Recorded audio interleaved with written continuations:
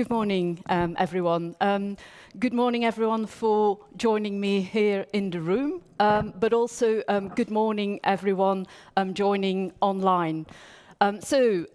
Just to make sure you're in the right session, this is the session on the Toolkit on social and behaviour change for better WASH outcomes. So the session is hosted by Transform and the Johns Hopkins University Centre for Communication Programmes, and we also have guest appearances from Luwot and Drinkwell.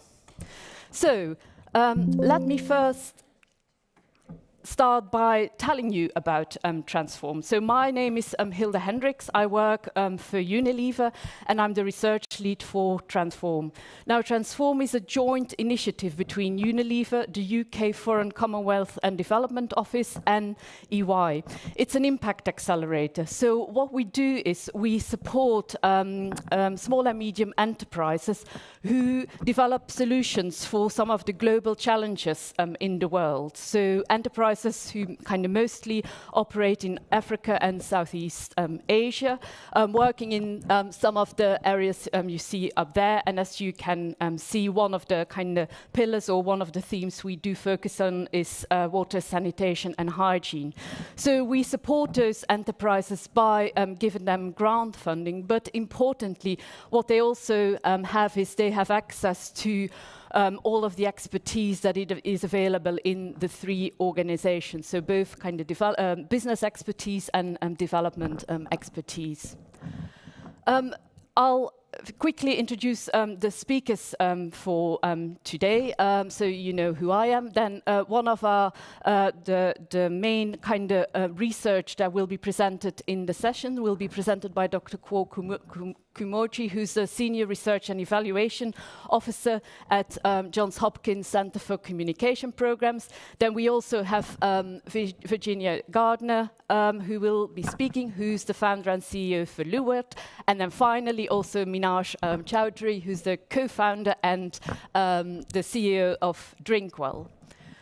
So what will we discuss in this session? So first of all, we'll be kind of thinking about the role of behavior change in driving better WASH outcomes. Then we'll hear about the research that was done by Johns Hopkins about how enterprises what role enterprises play in behavior change and how they can stimulate interest in WASH products and also the take-up of some of the WASH behaviors. Then we'll hear some of the kind of first-hand experience from the enterprises that are present and how they have used behavior change in the scale-up of their enterprise. We'll have a bit of a panel discussion and hopefully get lots of questions and comments from you in the room.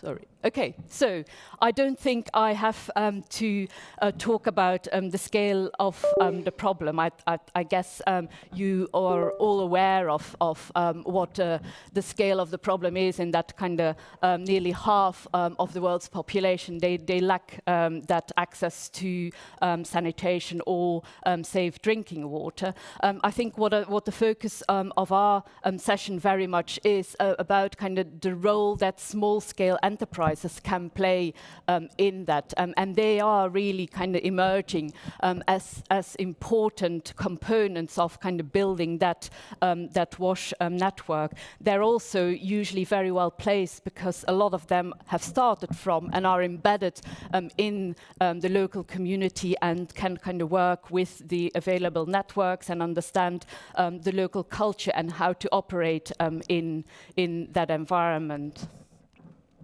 And the other kind of side of this presentation is the whole kind of behavior change issue. We know now that just providing the products and services isn't enough. There are too many abandoned pit latrines or toilets or solutions out there that haven't actually been used. So it's not enough to just provide the products. You also need the whole kind of behavior change support surrounding it. So it's not, the question is not just why behavior change, but it's more about why should these enterprises think about behavior change. Obviously, as an enterprise, you want to kind of scale up the products and services that you offer, and behavior change is an important tool to that. What the benefit you have as a small and medium enterprise is that you are grounded kind of in the community, and that you can really build on those strong relationships. You understand the needs of your community, you can build trust, and in that way you can kind of really assess the demands, increase access, and find ways of really encouraging the use of the products and services that you offer.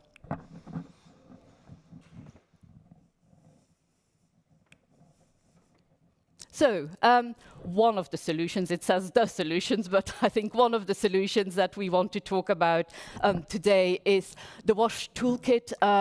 This is a research project that was done in collaboration with, as I said, Johns Hopkins Center for Communication Programs, and it's based on the research. We have developed a toolkit that really the businesses themselves can use to grow the business, to really work with the network that is available, and then really stimulate demand and use of the WASH products. And at this point, I'd like to hand over to Kwo Komoji, who will talk you through the research, but importantly also focus on what this means for the businesses we work with. Kwo, over to you.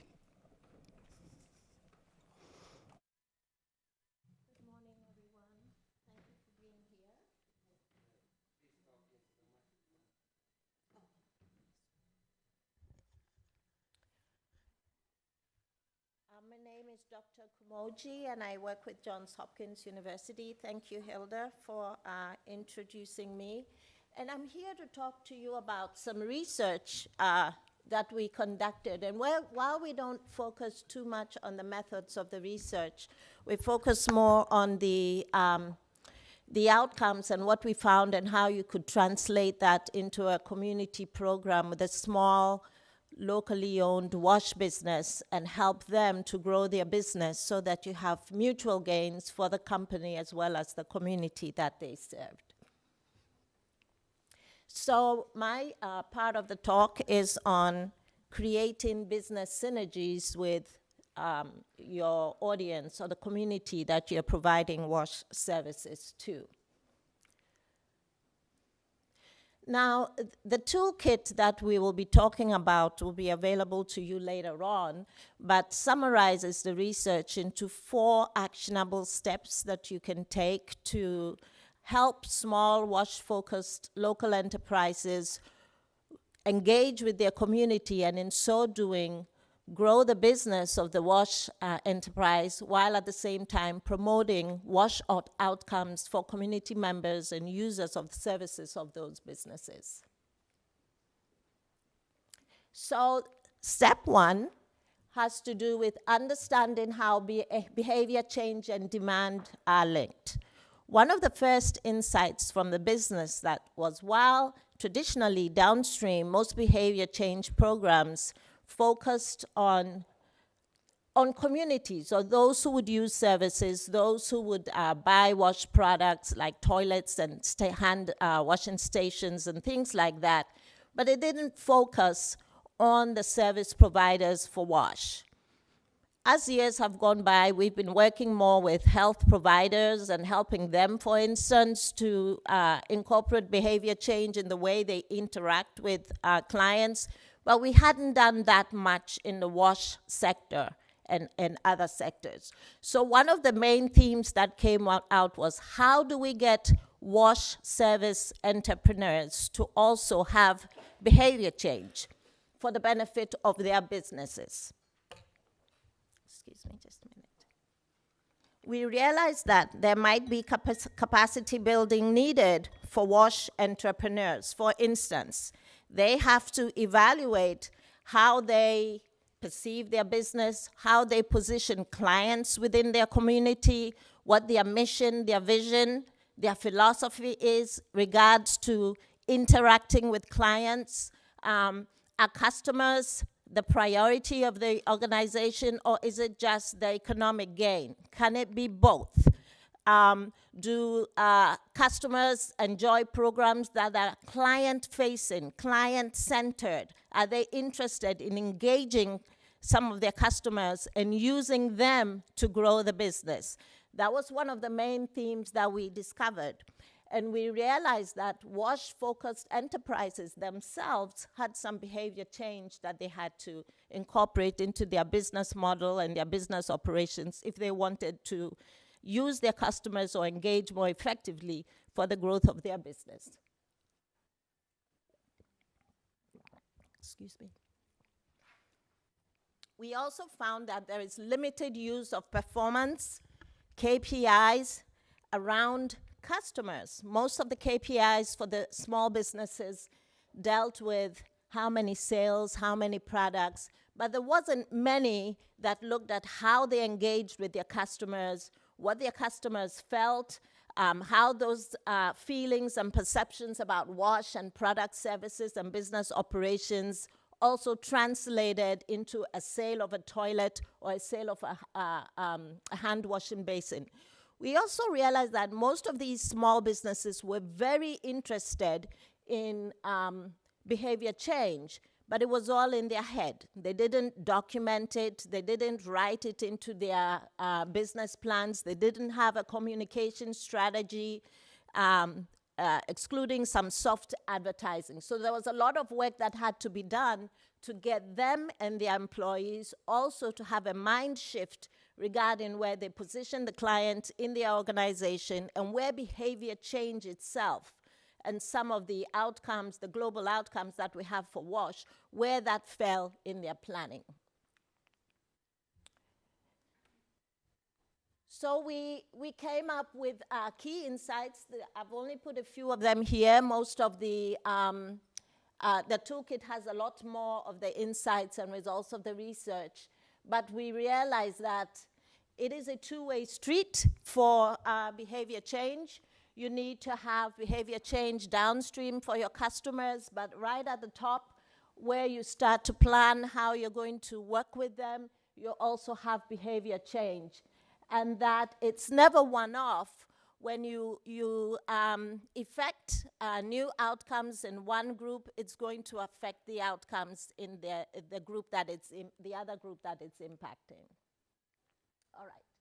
Step 2, and everyone knows this, is to understand your customer base and the audience that you're working with.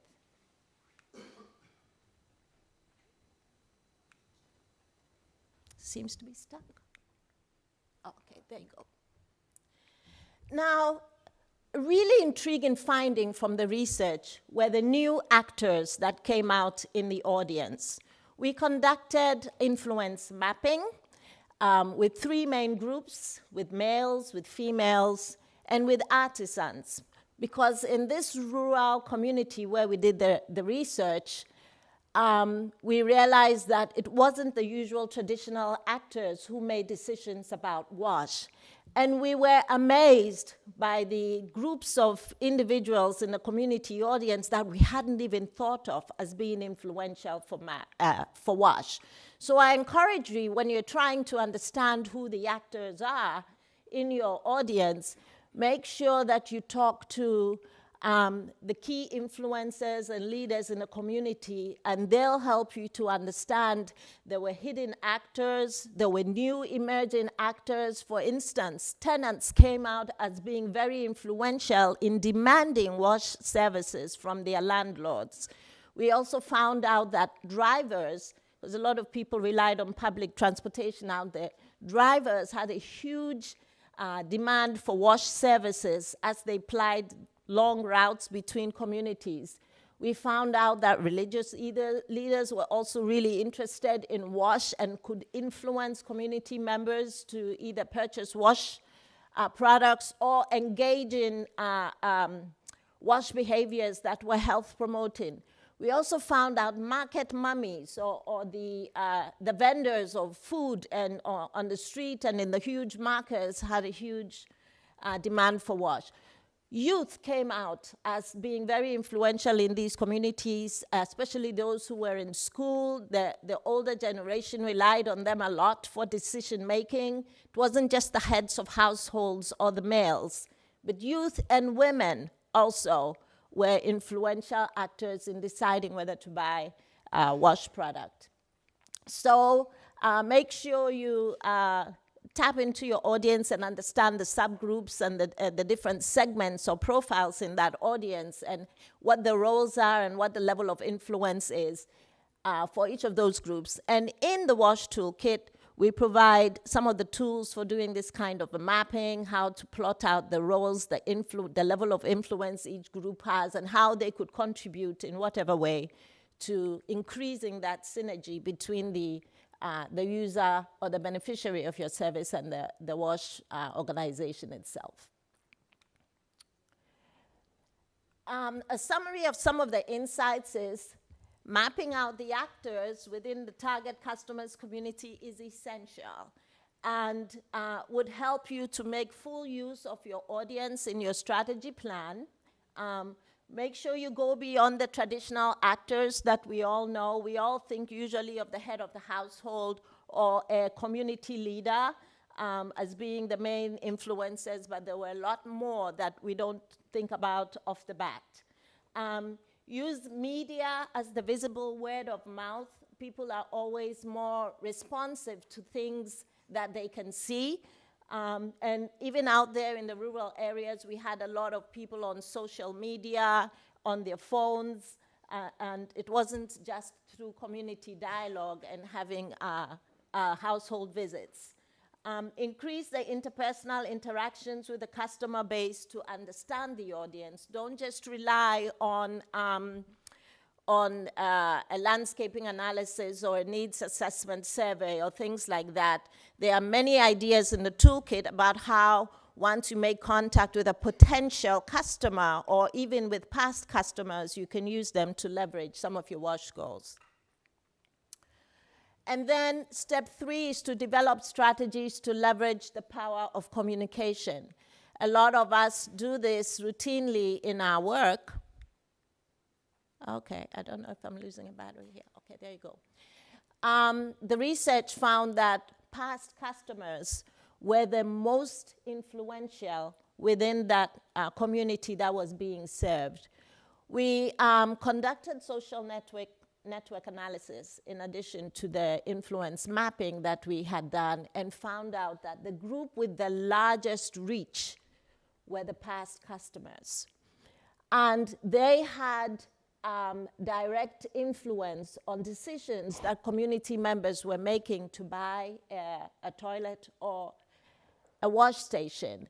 But most of the past customers of the businesses that we worked with were not involved in any way in the business promotion activities of the WASH organization that we were working with. So that definitely was a gap that could be filled.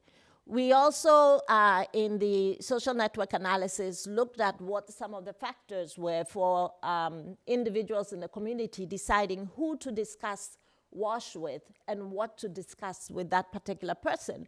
And we found that trust and respect were the determining factors. They trusted the recommendation of the person, they respected that person within their family and within the community, and those were the two biggest factors that helped someone in the community to decide whether they were going to follow up on the recommendation and take action by a wash toilet or a wash station.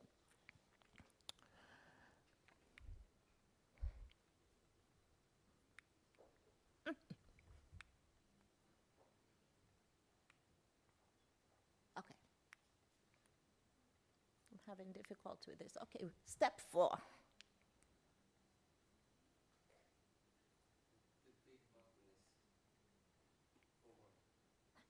Yeah.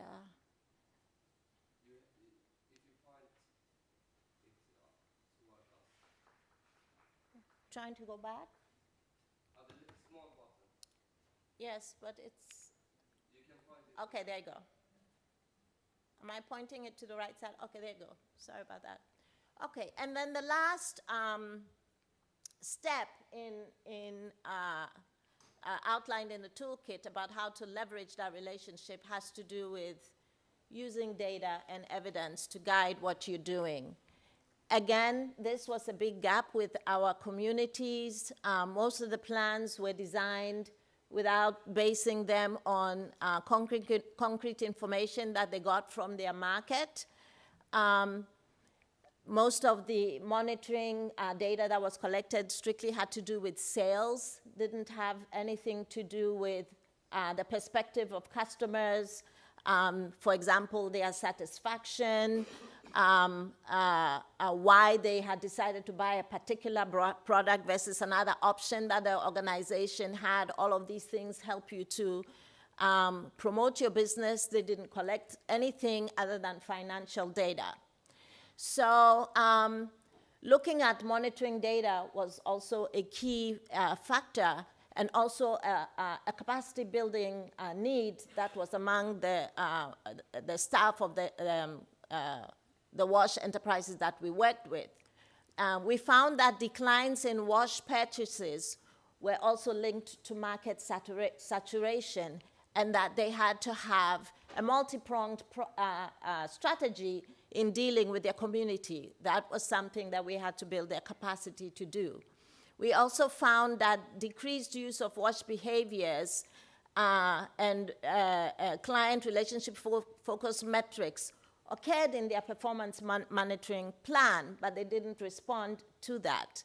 We also found that they gave little attention to the negative feedback that they received. They focused only on the wins, but didn't leverage the challenges that they had by coming up with new strategies to overcome them.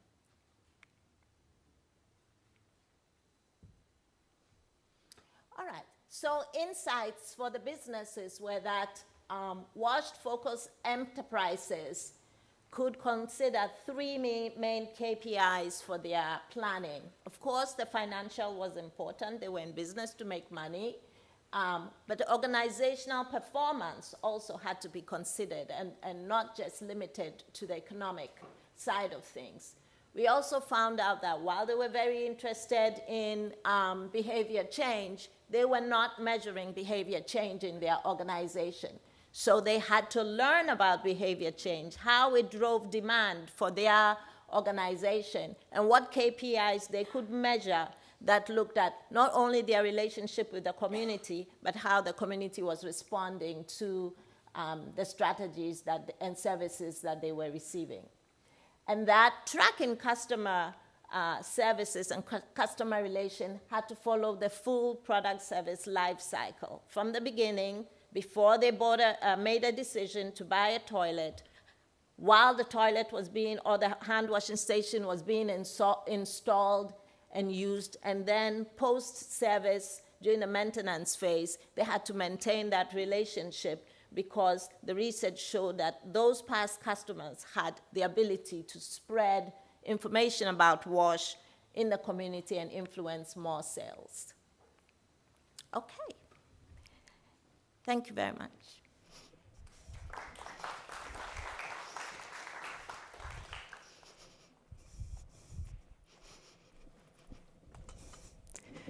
Thank you so much, Cor. There's some kind of excellent research behind this. Some of this will be published in the academic literature, but as Cor also mentioned, the practical implications of the research have been documented in the toolkit, which is available, and will show you at the end of the session how you can get access to it. So in the next part of this session, we're really going to put some of this into practice, and we'll hear from two Transform-funded sanitation businesses to learn, to hear about their experiences, really. What are their learnings with respect to behavior change? What are the challenges, some of the challenges they faced, and how have they tried to address them? So first of all, we'll hear from Luot, Virginia. So Luot it has kind of circulated circular toilet system. And then secondly, immediately after, we'll hear from Minaj and Drinkwell. They provide access to drinking water. But I'll first like to invite Virginia to join us on stage.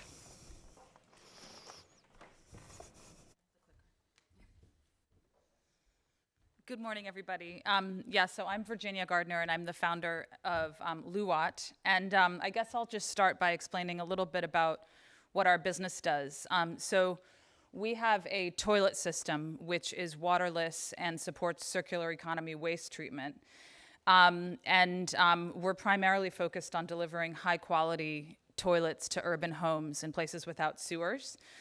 I think when I think about behavior change, I actually don't usually use those terms in my mind. Like, I think more about relationship development with a product and a service. A toilet is a very intimate and everyday part of life. And even on our least productive days, we will probably produce human waste, which goes into a toilet. And we have to engage with this product and this thing, which is a very important part of everyday life. So the way that our toilet works is it delivers an experience that's like a flush toilet because it uses a very small amount of polymer film and a unique sealing technology.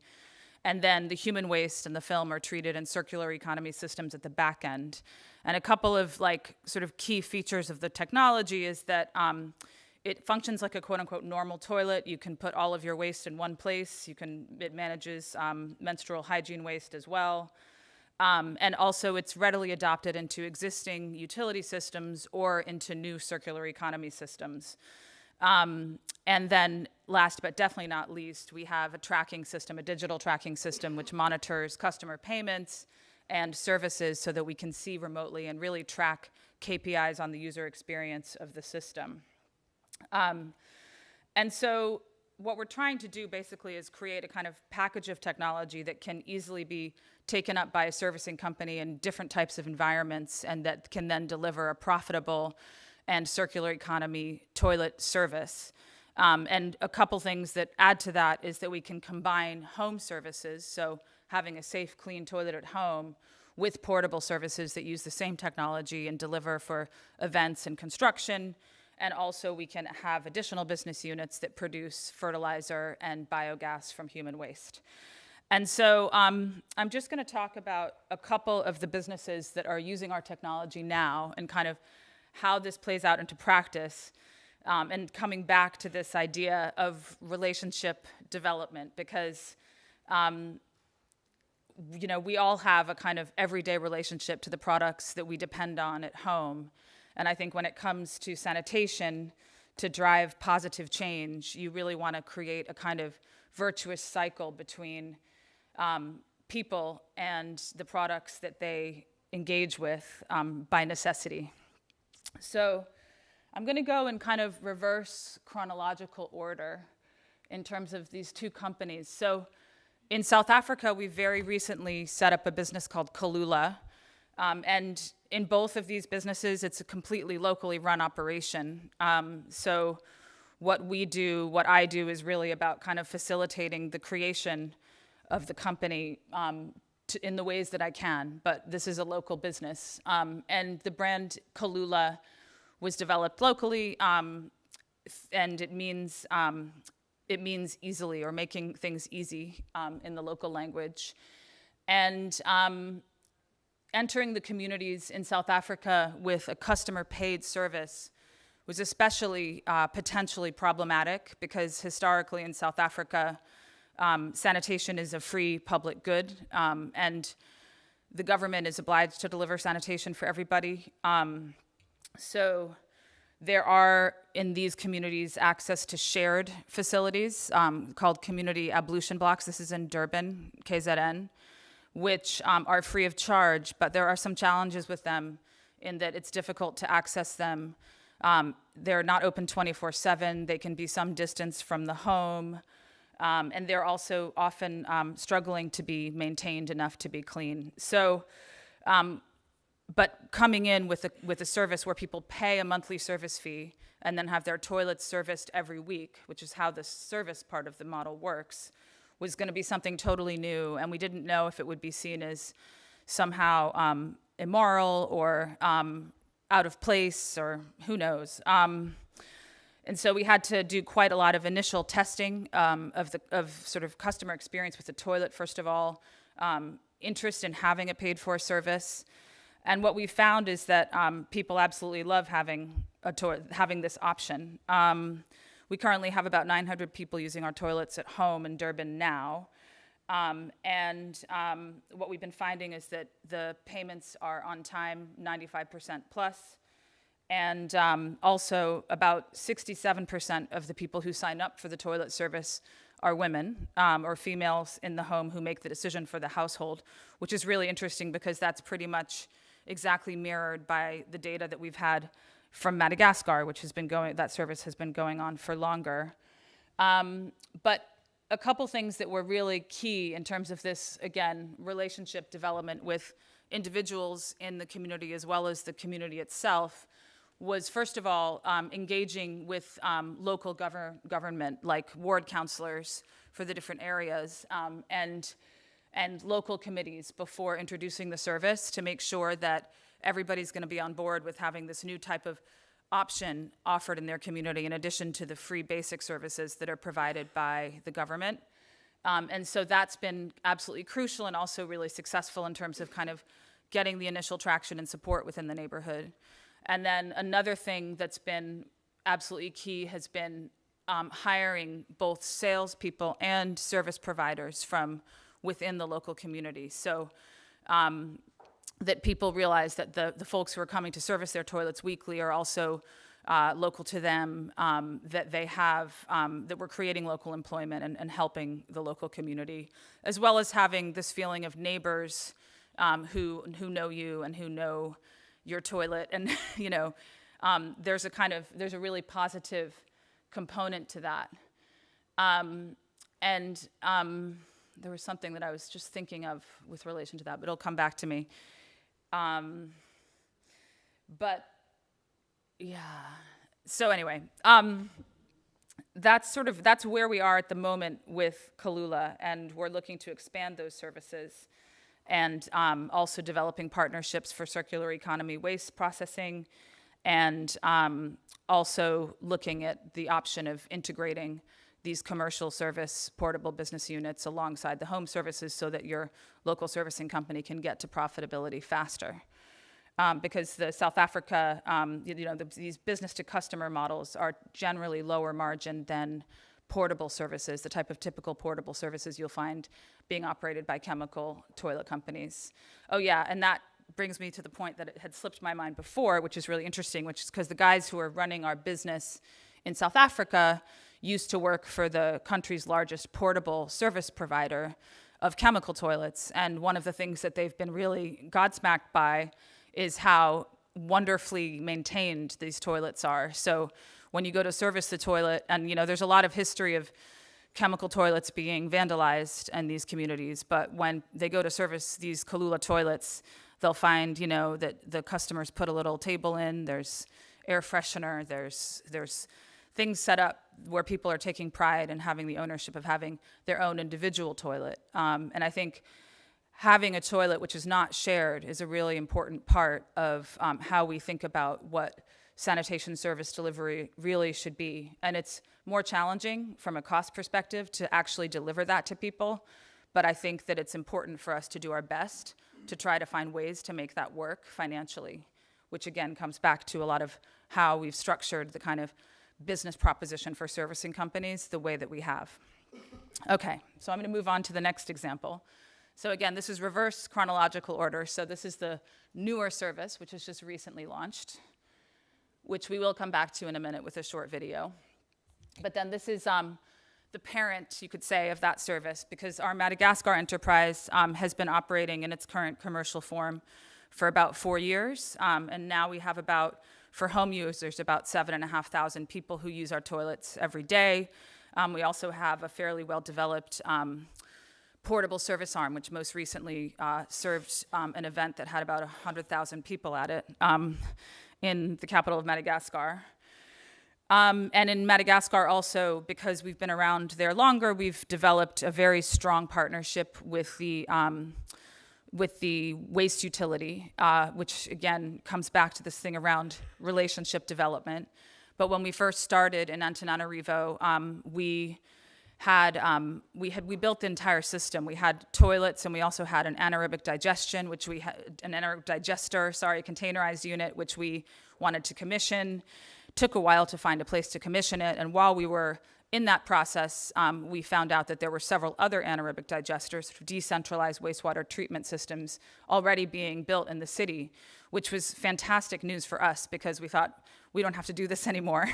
Our anaerobic digester is still operating and producing fertilizer, which is sold under a brand called Gasigro, and helps the business to make money, and also helps with the relationship with the utility. But now there's a number of different decentralized systems that our waste goes into so that we can have a real circular economy system. And at the same time, our office is co-located with the SMA, which is the waste utility in Antananarivo.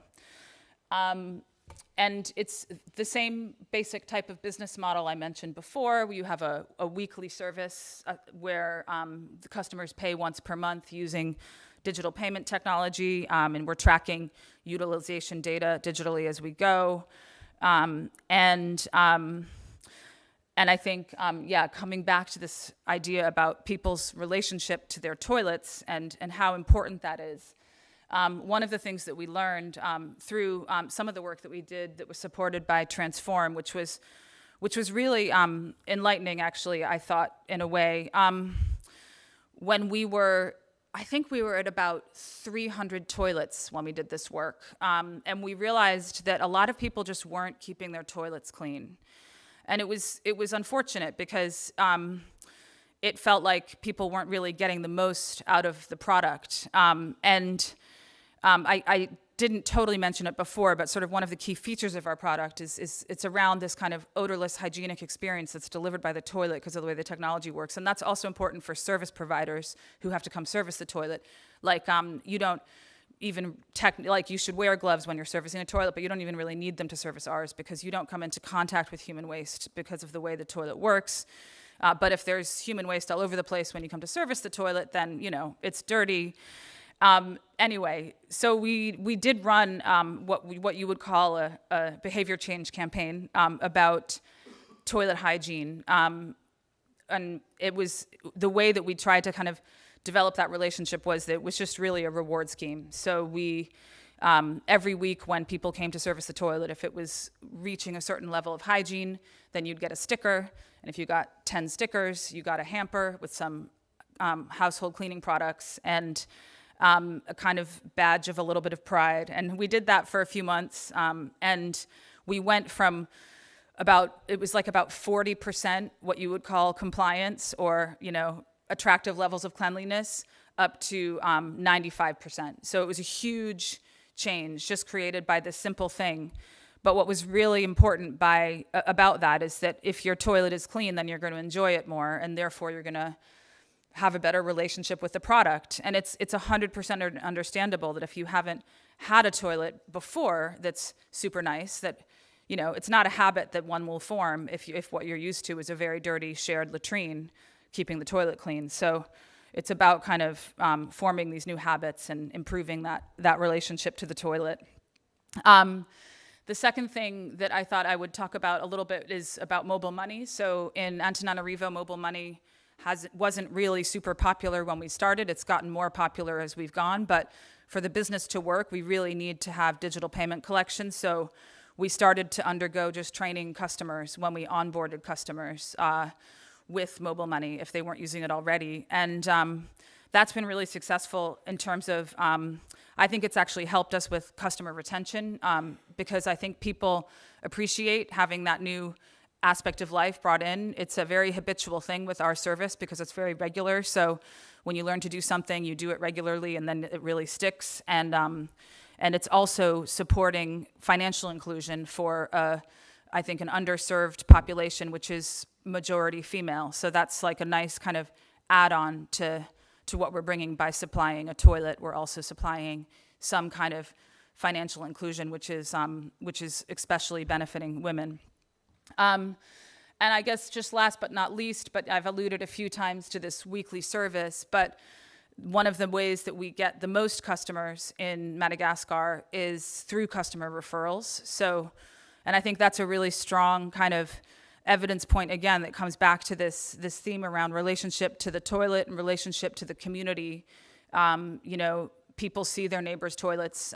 Density is part of what makes a service like ours work, because you can service more toilets with a team in a day if they're, you know, in a smaller geographical environment. So, so that customer referral element is probably, you know, it's a really key part of the way the marketing works for a service like this. And it also links back to the thing around local community, people working and servicing the toilets. So, yeah, that's just a few thoughts about relationship development from a toileting perspective and a sanitation perspective. And then I'll just share some thoughts from our service providers and customers in South Africa. You can play the video. Ngizizwa ngijabulile ukubona ukuthi likhona ushintsho olenzakalayo ku-community yami, like ezokusebenzela ukalula. So nje ngizizwa ngihappy ukuthi abantu sebeyajabula and nami futhi ngiyajabula ngokusebenza khona. Much has been learned from the Kalula experience in eThekwini. The launch of the Kalula service has shown that there are informal settlement residents that are willing and able to pay for a quality, reliable service that offers them a toilet for their own home. This is groundbreaking in the South African context, as historically there has been no payment for water and sanitation services in informal settlements. Kalula ngilithandela khona lokuthi liseduze nomnyango wami njengoba libona nje, and lingiphethe kahle, alinazimeli, angizwa lutho nje into engena endlini lesifine. Ngiclean, ngifresha kalula, alidingi manzi. Andinoki. Akukho nenye into endingayithandi yokwalula because i-service ikhona. Xa unengxaki ungakhawuleza ubabize bakhawuleze bafike in few minutes. Ma umuntu engabana kulaba bantu bonke benganama-toilet kaKalula, themba ukuthi impilo ingashintsha kakhulu. Wenza umehluko omningi kakhulu, omkhulu nje odlula nje yonke into empilweni yami. Kalula, translated directly in Zulu, literally means making it easy. Kalula is a better life always. Understanding community dynamics is critical to the success of the service. For example, local job creation is a high priority for communities, but has to be balanced against making sure the business is viable. Customer and local vendor behavior needs to be understood to create painless payment mechanisms. The implementation model must be replicable and scalable. Significant capacity building needs to be allowed for when establishing in a new area. The lessons learned from the Kalula experience in eThekwini will help to enable a shift in the way that sanitation services are provided in South Africa, showing that a user fee-based model is viable for informal settlements, leading to more and more residents of these communities having the option of a safe, dignified toilet at home. Kalula, a better life, always.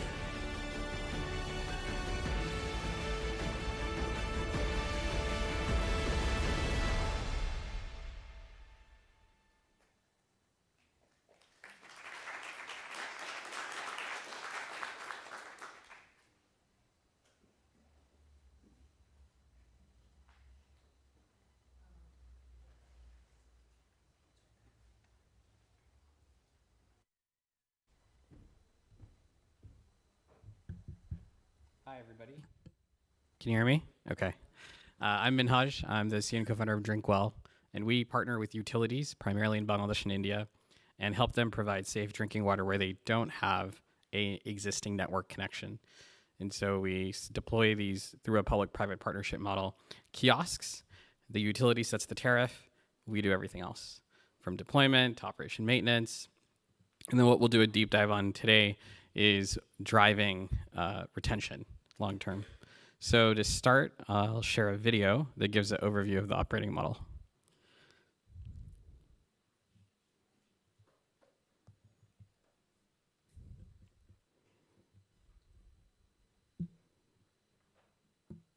Drinkwell has been deploying water ATMs in partnership with the Dhaka Water and Sewage Authority, or Dhaka WASA, since 2017. Beyond Dhaka, Drinkwell has deployed water ATMs in Chittagong, Rajshahi, Faridpur, as well as arsenic-affected areas across the country. The water ATMs are deployed using a phase-based evaluate, design, build, operate approach, where phase 1 involves evaluating a Dhaka WASA pump house to assess the viability of the pump for an eventual water ATM. Upon completion of the site selection survey, the Drinkwell Quality Control Team collects raw water from the pump house to process a water quality test, the final step of the evaluate phase. After collecting the raw water, the quality control team tests the water at government-designated laboratories to eventually collect the test report. The raw water quality report informs the next phase, which is the design phase of the project, wherein which the water quality data informs the filtration system design as well as the civil structure of the water ATM. The water ATMs are installed based on the design developed by the civil engineering team. Anyone can become a water ATM customer by on-site registration at the water ATM booth. To become a customer, 2 passport-sized photos and a national ID card photocopy are required. Customers pay a one-time fee for a water ATM card and can top up on prepaid credit by loading pay-as-you-go credit onto the water ATM with a minimum of 10 Dhaka to a maximum of 999 Dhaka per recharge transaction. Upon registration, customers can easily collect water in a pay-as-you-go manner based on tariffs set by the water utility partner.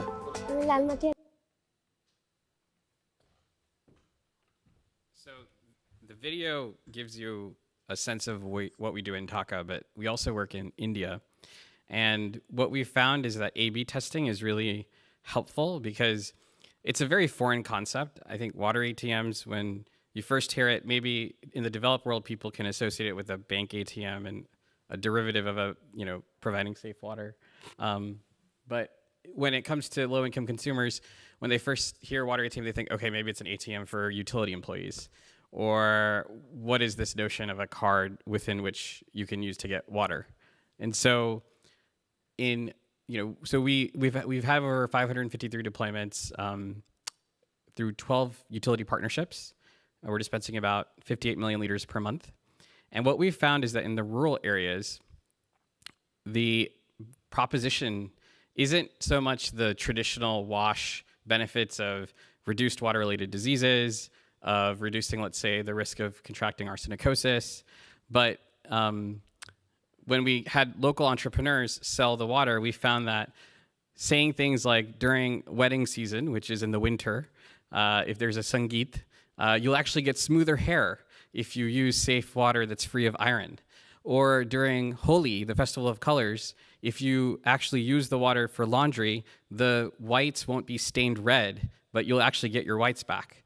Or during Eid, when you're hosting your family and friends, you'll actually have less briny fish and whiter rice when you cook with this water. And what the entrepreneurs found is that end users aren't used to paying for water because it's rather free from a tube well or from any other source that they're used to collecting from. So if you can substitute the purchase of an aspirational detergent or some kind of food additive and say that aspirationally, yes, you can actually assume these benefits without having to pay the price, that drives uptake. And so we found that it's really different in terms of what is being sold or the message that is resonating with the different end users based on what geography we're in. The photo here is what resonates well in Dhaka with low-income communities because it's a rickshaw puller. And in the summer, it's very hot. And pulling a rickshaw is a very labor-intensive job. And so the idea that they can just have around their neck a water ATM card to be able to, at any point when they drop off their end their trip, they can go to the ATM booth and just get a sip of water, was very compelling. And so what we found in Dhaka, unlike in, let's say, West Bengal, where you could use the Holi and the Sangeet proposition, here we could say in Bangla, paniya kon karde, which means water is now via card. And that concept of you're busy, Dhaka is a bustling city, but as long as you have this card, there's 330 points throughout the city, and at any point you can go and just collect safe water, really resonated well. And so that's where it was important to use A/B testing, where you actually have to have different branding in some instances the same city, but in different zones. So for example, in Dhaka, it's split into 10 zones. And so another thing we found is, we're, as entrepreneurs operating safe water enterprises, very resource constrained, very limited budgets. And so it was helpful to create team-based commissions. And so let's say you have we have like 30 zonal engineers who do the maintenance of the ATMs. If you give across the 10 zones incentives that are linked to uptake, and then if you have, so on the photo, you see the control room, where we're monitoring via real-time video all of the ATMs. So then if you have we call them the service engineering team, if they're also incentivized to work with the zonal engineers to drive uptake in their region because they know that time of year school has opened. And so school children, you have a special proposition for the parents. That can help really churn out more ideas from local folks who have the trust and respect that the toolkit references.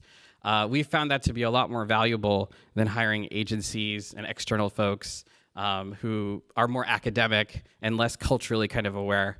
I can tell you for a fact that I don't think any agency would have ever thought of the smoother hair, less briny fish pitch. The other very helpful tool that we've used is the customer retention heat map. And so this is the idea of tracking your monthly active users. So for us, it's defined as 20 liters per week. And so if you look at the chart, green is basically out of 100%, you've got very strong uptake, which in month 1, you'll see across the board, it's very strong. But then as you get to red, that's like less than 50, less than 30% of your initial cohort base has now churned and no longer uses your product. And so as you do A/B testing, you can actually then track your cohort, understanding what behavioral message you used for that cohort, to then see the activity and the behavior of that cohort over time. So you'll see in the top of the heat map, in the top, your customers are rather active. It kind of gets a little concerning in month 5, and it gets really bad after a year. And you're wondering to yourself, it's potable water. These are people who live beyond the pipe. Why are they churning? And so while you have a universe of end users to interview, this kind of tool can help you drill down and understand who to actually interview so that you don't have a leaky bucket and you don't have customers churning. And so what we learned is water is heavy. And what we learned is, we sell the cards through retailers. And the retailers we initially thought could be great distribution points. But water, so one retailer once said, I love cigarettes because they're very high velocity, high margin, and take up low shelf space. And water is the polar opposite on all those dimensions. It's very low margin, it's very heavy, and it takes up all my retail space. And so as much as I'd love to be your distributor, I can't give you the shelf space that I would need. And so we realized that, okay, we have to then go back to the drawing board and see how we can do distribution. And so you'll see, like, towards the, it gets a little better, but then in the middle, you'll see it starts to get red again around like month 6. And that was where we went to an unmanned system, where if you see the photo, the woman who's saying, when I have to collect water, I have to bend down, because if you see the spout, it's very low. And so one of the cons of having an unmanned system is that you didn't have like an elevated shelf. And so that insight helped us realize that while unmanned gave us unlimited operating hours, you need to update the design to make it more convenient, especially for women, to come collect the water, because it was originally designed more for the kids or the men of the household to collect the water. But then what we realized is, in fact, a lot of the women of the households are the ones who come and collect the water, particularly when the men are out doing their labor. And so I would say use retention heat maps to understand churn. And instead of just willy-nilly going to do qualitative interviews, have the heat map drive the targeted resource-intensive interviews, focus group discussions, and brainstorming, so that you're actually getting the key cohort that you want to optimize for, as opposed to just spray and pray and just kind of getting a random willy-nilly group of folks to interview.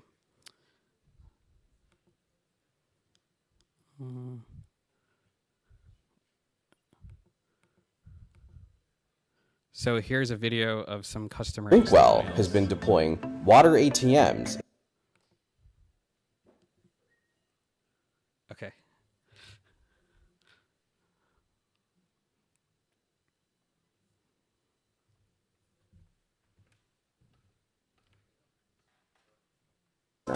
আমি লালমাটিয়া থেকে আসছি এই zinc অয়েলের পানি অনেক ভালো আমাদের ঘরে কাজ করে ধন্যবাদ জিঙ্ক অয়েল আমরা আগে লাইনের পানি খেতাম ওই পানি ফোটাতাম ফিল্টার করতাম দেন খাওয়ার জন্য উপযোগী ছিল এখন আমরা ড্রিঙ্ক অয়েল হওয়াতে এটিএম বুথের মাধ্যমে পানি নিচ্ছি ইজিভাবে নিচ্ছি এবং ভালো পানি পাচ্ছি আমরা অনেক হ্যাপি পানিটা পেয়ে thank you drink oil Help customers with any questions, problems, or concerns. A Drinkwell customer hotline is staffed by Drinkwell service operations team who stand ready to ensure a delightful customer experience. Security of the water ATMs are ensured through a water ATM control center where all booths are monitored via 24/7 closed circuit cameras. Drinkwell's service operations team monitors and regularly analyzes sales, operational, and maintenance data to ensure quality. So it's just really important to understand the feedback loop timing. So for us, it's the monthly churn, monthly sales, monthly KPIs. But with the customer hotline, what you can do is have quicker feedback loops. Let's say there's like a big issue within a certain zone within a week. And so I think the rhythm is obviously very important.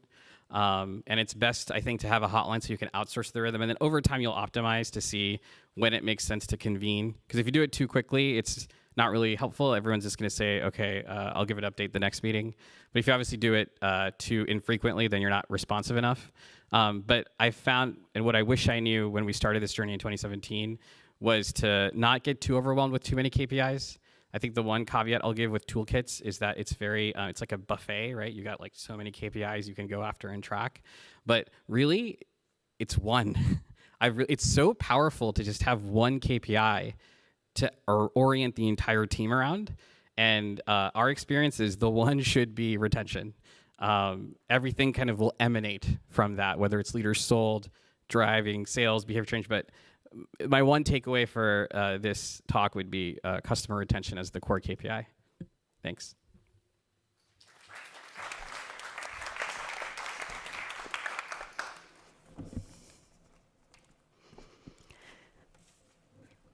Okay, well, thank you so much to all the speakers. I'll try to move us on.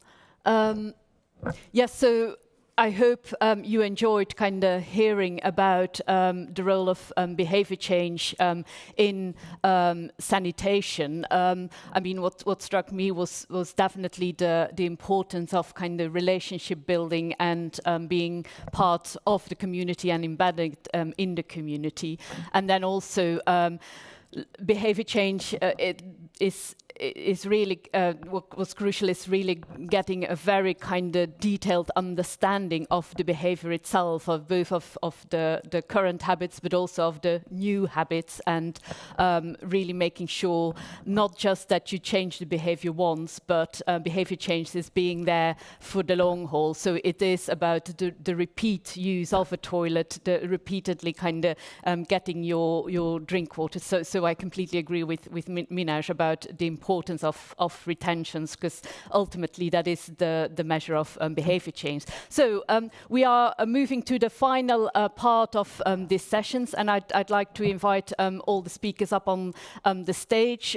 So we'll kick off with a panel discussion, but I'll just ask a couple of questions just to get us going, because Scott, what we really want to hear are your questions and your comments. So I'll give you a couple of moments to think about those, and then I'll start off. If you could please all join us here.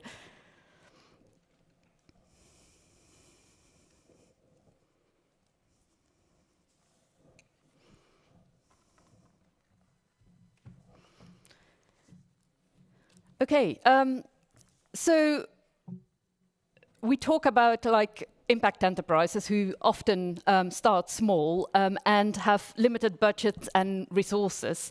So what should they how should they start their behavior change strategies, or what should they do with the limited resources that they have? Minaj, do you have any ideas? Or? Yeah, I think, and Corey, your comments reflected this too, is your existing customers are extremely rich in insight. They're already users. And so I think going to them and asking, it was kind of referenced in the last part of the schoolgirl in her video, but I think it was kind of cut. So what she was saying was, naturally on her way home, she could just collect the water and she didn't have to boil the water, which is what she was used to doing when she goes home after school. And so that insight was from an existing customer that we then was able to translate, and we saw that resonate, the act of not having to boil water, across all 10 zones. And so it's really expensive to hire the marketing and even to invest your team's time. So something as simple as having like a WhatsApp customer group, a community, and having them just, especially the ones that are super users and the ones that are churning out, and just engaging them and giving like a 10 free liter of water incentive to comment is what we found to be really effective. Okay. Anyone else? Cool. Any thoughts? Yeah, I agree with what Minaj said. We found out in this particular community that they had several low-cost strategies to promote relationships with customers. WhatsApp was a big one. We would have a discussion with the organization the next morning when we wake up, and there was a flurry of WhatsApp advertising going on. So it doesn't have to be a big, expensive mass media campaign. There are many cheaper, low-cost alternatives to communicate with your audience, and giving a free toilet to one of your customers to promote, doing community share days in your business, having the community come and look around and see how things are working, things like that. It doesn't have to be on the television or even on community radio to actually engage with them. Yeah. Yeah, and I would just add to that and echo, I think that it can be, I don't think that you need big, expensive market studies to get to know your target market. In fact, I think sometimes they can be a poor use of funds. You can do things in ways that are more agile and efficient by just directly engaging locally with the community, with the local team, and keeping it really simple. I think that Minaj's point about one KPI is brilliant, and also I think there shouldn't be more than 3, probably. Keep it simple in terms of what you're tracking, rather than overcomplicate it. Great. I also, listening to all your talks, I was quite interested in kind of the role of gender and particularly women in the promotion of WASH behaviors. Anything you want to add to that? Yes, there was a very interesting gender dynamic in the social network analysis that we did. We found that while there was really healthy and robust conversations going on in the community, they followed distinct tracks. Women tended to speak with women, men tended to speak with men. And even when there was crossover in the network links, it would continue with the same sex. So if a man brought a woman into the discussion network, that woman was more likely to continue talking with other women. So definitely, coming up with the communication, maybe women are more comfortable speaking with women and men with men. And it was a really traditional society, patriarchal, and so the men had a role to play. But there definitely was a strong market among women, and women were also taking on roles as heads of households. And so they were also making those decisions themselves and wasn't just coming from the woman. Women had a stronger demand for toilet services and washing stations than men did. So you would have to look at how that dynamic plays in your community. And it's an interplay between culture and tradition also, not just what we see in our research. It's going to vary in community. Yeah, and I would add to that well, certainly in our experience, the majority of our contract holders, like 67%, are women. So that's obviously an indicator that women are important decision makers about this. But people, when they talk about toilets versus things like energy or water, there's no price per liter for a clean toilet, whereas there is when it comes to liquid petrol gas, for example. And so people will say, well, what's the point in a toilet? And if you're looking at like Maslow's hierarchy of needs, where's the toilet going to go, is a challenge question that gets asked a lot. And I think that safety is a really important part of why women in our customer groups choose to sign up for the service. Safety on multiple levels, safety in terms of hygiene, safety in terms of privacy. And we have a lot of direct customer testimonials about that specific issue, and also about keeping their kids safe, which is for women and men, I think, extremely important. But I also think that bringing more attention to the importance of those things is generally a good idea, because it's a value that I think maybe has been a little bit obscured from sanitation, which might be a little bit why sanitation has maybe, I guess, lagged a little bit behind in terms of expansion of service delivery to the urban poor across many regions, because it's not like, because there's no price per liter for safety. Just 2 quick points. First is we found the women-focused value props to be a lot more stickier. So, smooth hair, less briny fish, whiter whites resonates much more with women than men. And that was a much more successful behavior change campaign from our end than the Pania con Carde. And then the second point was, even when we thought about having female ATM booth operators, we found, our average ATM booth operator age is 22. We have over 650 of these operators. And the women are usually using origami and using arts and crafts to really beautify the ATM. They're very grateful that this is an opportunity for them to have a job that will hopefully allow them to have more professional development because they're in college and this is like a part-time gig. Now, we give them the day shift so that they can commute safely home. And we found that women are just much more communicative and responsive when it comes to various campaigns that we do. You kind of have to really kick and drag a lot of the gendered males. There's no research behind this. This is just qualitative 11 years of practice speaking on that. Still important too. Thank you so much. I'm sure some of you may have questions or comments. So yeah, if you could please raise your hand and then state your name and where you're from, and then please ask your question. Any takers? Yep, I think the mic is coming your way. Hi, I'm Anna from the Grundfos Foundation. I was wondering, would I like to ask you two on the left, how you have been interacting with this toolkit and how you've been using it in your campaign work. Well, the toolkit is about to come out, but they've okay. both seen it. They've both seen it. Yeah. So this formally launches the toolkit. But a lot of the concepts that we spoke of, there's templates and there's tables and charts and worksheets that you can work through to operationalize a lot of what we've said. Yeah.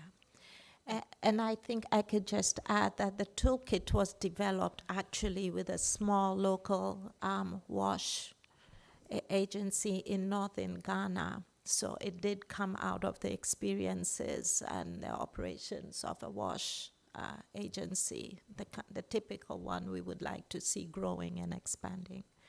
And we're hoping to pilot it soon, but it came from real. Yeah, so it was developed together with toilet engineers in Ghana and then Johns Hopkins research. So it is grounded, I hope, in practice. Okay, anyone else? Thank you very much for your presentation. So I'm CJ from Imperial College London. So I think I have 3 questions. The first question is to Johns Hopkins research team. I think you have presented a lot of insight from your research, but it seems to be a lot to take for the new entrepreneur or new wash enterprise. When you decide the toolkit, do you have any strategy to make sure that it will be easy for the new wash enterprise to adopt these behavioral model as part of their plan? And I think another 2 questions to the founders. I think first question is that I would like to know how long does it take to learn customer behavior? And another question is that I believe that once you have seen the result from this behavior, sometimes it's very difficult to come up with a better design or better solution. What kind of strategy do you incorporate, like local community opinion, or like you came up with a solution by yourself? Thank you. Okay, for the first call for the first question. Yeah, thank you. I think your question was asking about guidance on starting a behavior change program. Well, first of all, I think a lot of you here are already involved in some aspect of behavior change. It takes time. It's not going to be a quick fix. And once you realize that behavior change is not just about giving a message to a person, but coming up with and then expecting the person to act, but coming up with a strategy that's almost always going to be intersectoral. It's going to be that person, the environment, culture, society, all working together. You need to invest up front in coming up with a plan that takes into consideration all those factors and what's driving behavior. Otherwise, people are not going to, it's not going to be personally relevant, or it's not going to resonate with them. Doing all of that takes time. And in order to be successful, you have to be willing to invest in getting that information up front so that whatever strategy you plan with your customer base is going to resonate with them. It's going to be meaningful. Let me give you a quick example. So we came into this community and didn't quite know what their lived experiences were with WASH and things like that. And we try, how do we come up with these low-cost behavior change solutions? And it involved a lot of discussions with the organization and the community members. And then we learned this. We learned that most of their business came from people in the big city who were, contacting them saying, my mother, my father has moved to the village and needs a toilet. And these were people who were retired, didn't have a lot of money, or these were people who were long-term residents and their children had moved to the city and become, successful and living with modern wash amenities. So now, okay, what is a low-cost strategy that we could use to capitalize on this information? The next morning, we wake up and there's a flurry of WhatsApp. Say I love you with a toilet to your mother in the village. Because they had all these older, mothers and fathers living in the village with no toilets. Gift for you, say a happy birthday, here's a toilet. Literally on WhatsApp, just propagating. So here was taking local context and coming up with something that they could relate with. People who were living there were calling all their children in the big city. I want a toilet, I want a basin. Say it on their birthday. Say I love you. Valentine's Day, give someone a toilet. And it worked. That week, they had their most response with people calling the business. How could I get a toilet? So you have to understand the context within which you're working and how the customers live, and make that sale or behavior change meaningful. Yeah, it takes time. Okay, Minaj, Virginia, for the other questions. Real quick, so I think 3 months is minimum to measure behavior. 6 months seems to be the standard. But if you can have 15, 18, obviously it's when you start, the longer you have, you can go through the annual seasonal flows. For us, water is very high selling in the summer, very low selling in the winter, because when it's cold, people don't drink as much. And then I would say have it be a KPI on your board meetings. So at least a quarterly check-in with the board on my target was 80% at a month 3 retention rate. You see why it was falling short of that. You come up with a different approach for the next quarter. I think that's the best way to hardwire it. Yeah, and I also was going to say something very similar. 100 toilets, 6 months. You know, if you want to find out kind of your basic KPI metrics to try to forecast the model, and if it can become profitable, what the churn is, what the customer satisfaction is, all of those things. And I think another thing that can really accelerate successful entry into a new market is partnering with local enterprises who already are there and completely know the market. I think that you can create fatigue. I mean, we've certainly seen examples of this by studying the community too much. You know, people are customers, so go and see if people want to pay for it, you know, and keep it simple and measure those, you know, 2 or 3 KPIs that you absolutely need to map out what it might look like for the next 5 years if you can scale it up based on that first 6 months. Because if it works, you'll know. Great. I think we had some questions here on the left-hand side. Are they still there, those questions? Or have they been answered? No more questions. Oh, there is. So hello everyone, my name is Jess MacArthur from Pro Wash and Scale, and we are currently working alongside a lot of different partners to collate a wash entrepreneurship toolkit, focusing on not only behavior change, but technical background, marketing, business, and linkages. And I would love to be able to incorporate a couple of the tools and resources. So this is working primarily rural, primary sanitation in sub-Saharan Africa. And we're taking a toolkit that was developed in Bangladesh before 2017, but bringing that over into the African context. What are a couple tools, we haven't seen the toolkit, but what are a couple tools that you would think would be potentially valuable to share with primarily illiterate guys and gals starting off in business? I'll start with Kwor, who kind of knows the toolkit best. Yeah.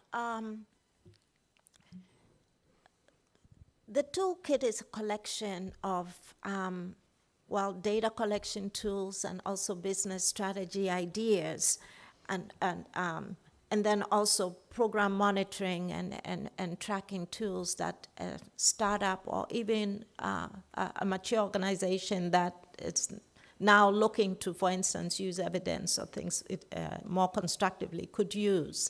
And so it follows the 4 steps that we're talking about. In the first section, you would see a lot of tools that help you to understand your audience, how to map them, how to categorize them, how to judge their level of influence and the different roles that they could play, and then how you can take that information and make sense of it in your decision making as an organization about how you should come up with a plan to leverage those actors in your audience. So I don't think it's a one shoe fits all. Every organization is going to have different needs based on who it is that they are working with. But one of the first things that you would need to do is to understand who you're working with, what their needs are, what their priorities are, what their preferences are. And it's not, the toolkit focuses more on leveraging that relationship between the business, the service organization, and the customer. It's not really designed to look at anything other than that customer-client relationship. It might work very well with yours, which I think is good. Sounds good. Yeah. Anything to add from Virginia, Vinay? I mean, I guess I would say that, again, like when it comes to sanitation, I think thinking about it as developing of a relationship is a good way to think about adopting something different or adopting something new. And I think if I heard you right, you mentioned literacy. And I think that most of the tools that you actually need to track, I mean, a lot of them really are quantitative tools, which I think aren't totally literacy dependent. So there's a kind of fundamental practical simplicity to service KPIs that I guess is a good thing. There's enough challenges, but those KPIs are actually not that complicated. I'd say look into PRA, Participatory Rural Appraisal. There was one really good one where the community comes together, literacy rate irrelevant, and just visualizes and draws the community, and that identifies local leaders and other things, and that could be a good starting point. Okay. Yeah. Okay, well, it's great to hear that there's another toolkit, and it would be great to see how the two of them could work together. So I think we're kind of drawing to a close here and getting to the end of the session. Of course, first of all, I would like to really thank all the speakers. I think it's kind of having that the theoretical background and then the practical on-the-ground experience has really kind of enriched the session. So thank you so much to all the speakers. And then, if I can move these slides. We've done that. We've done that. And so, yes, so a couple of requests from us. First of all, if you have any, we'd love to hear your feedback on this session. So there's a QR code there that you can use to enter your comments or your feedback on the sessions. I also have paper copies over there, so which I'm happy to hand out. And then this is where you can find the WASH toolkit, and also there's a summary of the key insights behind the WASH toolkit, but CORE is also working on an academic publication that will go into a bit more depth on all the methods and how the research was done. And there's another QR code for downloading the toolkit, which kind of lives on our Transform website. And if you want to find out more about Transform, you can kind of follow us on LinkedIn or on X, and we also have a website, transform.global, and please do feel free to reach out should you want to find out more. Just rest me to really thank you all for joining the sessions. We hope you learned something new and that you find it a valuable use of your time. Thank you.